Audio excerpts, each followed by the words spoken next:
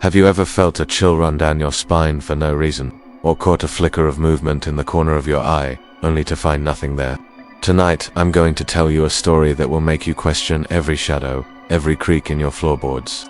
This is the story of Blackwood Manor and the night a group of friends dared to challenge the darkness within its walls. It all started as a silly dare, a local legend, a house left to rot on a forgotten hill. Blackwood Manor. They said it was cursed, that the family who built it never truly left. For Liam, Maya, Chloe, and Ben, it was the perfect setting for a spooky overnight adventure.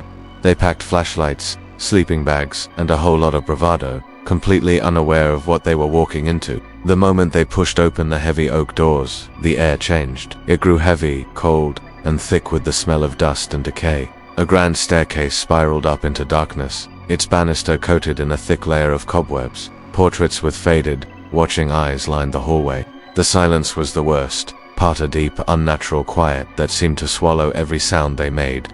They decided to set up camp in the grand ballroom. Moonlight streamed through grimy floor-to-ceiling windows, casting long, distorted shadows across the checkered floor. For the first hour it was all nervous laughter and ghost stories. They tried to scare each other, their voices echoing strangely in the cavernous space. But as the night deepened, the house began to play its own games. It started with a whisper, a faint sibilant sound that seemed to come from everywhere and nowhere at once. They froze, looking at each other. "Did you hear that?" Chloe asked, her voice trembling. Ben, ever the skeptic, tried to laugh it off. "It's just the wind," he said, but his eyes darted nervously into the corners of the room. Then, a door on the far side of the ballroom creaked open, slowly, deliberately. There was no wind inside the house. A wave of ice-cold air washed over them. Maya, who had been filming on her phone, gasped.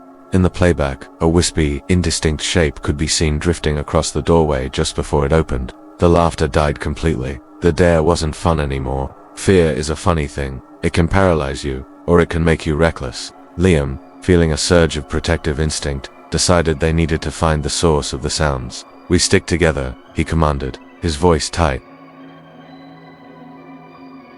They explored the ground floor first. The kitchen was a nightmare of rusted utensils and overturned furniture. In the library, books had been torn from shelves and thrown across the floor, their pages rifled by unseen hands. It was in the study that they found the first real clue to the mansion's history. A dusty old journal lay open on a desk. Maya carefully picked it up. The handwriting was elegant but frantic. It was the diary of a woman named Alara, the original lady of the manor. She wrote of a deep betrayal, of her husband's infidelity with her own sister. Her entries grew more and more unhinged, filled with rage and sorrow. The last entry was dated over a century ago. It read, "He will pay. They will all pay. This house will be my witness, and my tomb. I will never leave." A blood-curdling scream from upstairs shattered the silence. It was Chloe. They'd lost her. Panic erupted.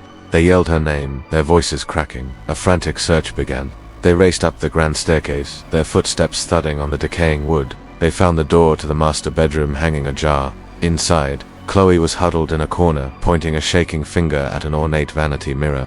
It was her, she sobbed. "I saw her face in the glass." As they looked, the mirror's surface seemed to ripple, and for a fleeting second, the reflection wasn't their own. It was the face of a woman, pale and gaunt, her eyes burning with an ancient hatred. The face of Alara. Suddenly, all the doors on the second-floor hallway slammed shut at once. The sound was like a gunshot, echoing through the house. They were trapped. The whispers returned, louder now, swirling around them, forming words. "Get out," they seemed to hiss. "Leave," but they couldn't. The temperature plummeted, and they could see their own breath misting in the air. The shadows in the hallway began to move, to lengthen and twist into unnatural shapes. They weren't just shadows anymore, they had substance, depth. A tall, slender figure coalesced from the darkness at the end of the hall.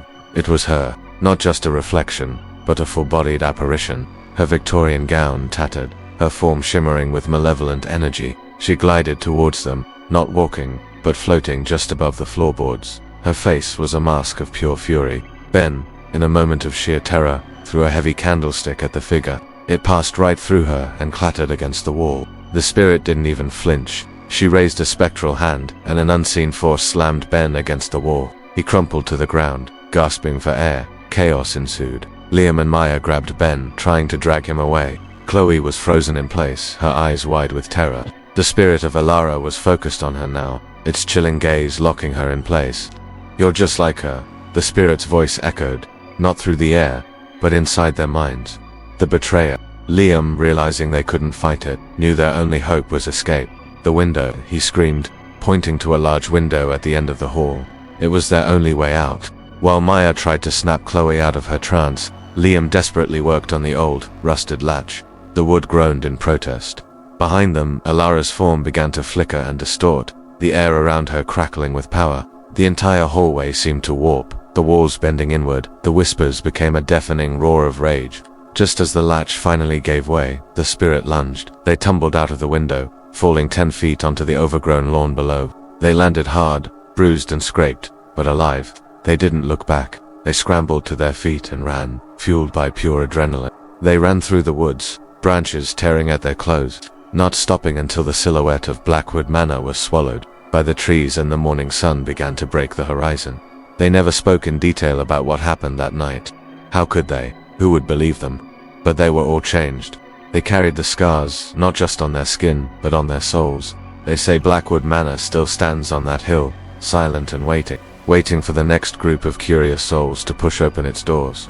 Some legends, you see, are written in stone and sorrow, and they are very, very real. Thanks for joining me for this terrifying tale. If you enjoy stories that explore the darkness, make sure to subscribe and hit that notification bell. Let me know in the comments if you've ever had an experience you just can't explain. Until next time, stay safe, and maybe think twice before accepting a debt.